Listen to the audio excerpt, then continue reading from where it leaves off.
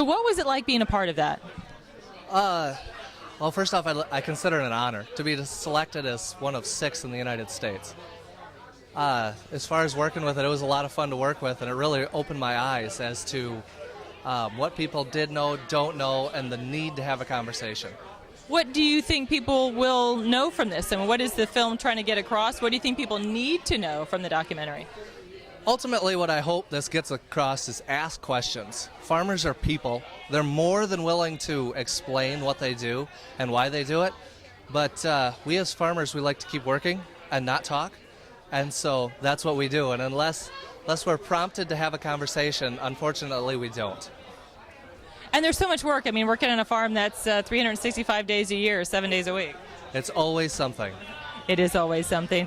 What do you think, was there anything that you were surprised that maybe people didn't know about farmers, or any misconceptions they might have? For some reason, the general public has seemed to get this notion in their head that modern farming is a red barn and one tractor and a little bit of livestock, and that's the way all farms need to look, otherwise they're a factory and they're horrible.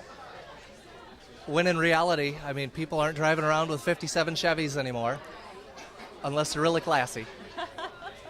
And farming's not that way anymore either. We employ the latest of technology to do the absolute best we can as farmers and to safely feed people. Now, did you come from a family farm? Are you continuing this? Are you new to farming? What's your story? I know we'll find out, but... Yeah, I am 4th generation farmer on the farm, and it is a true family farm. And when I say that, it is relatively large, but the vast majority of the people that work on my farm are family members. So I would consider that the utmost definition of a family farm.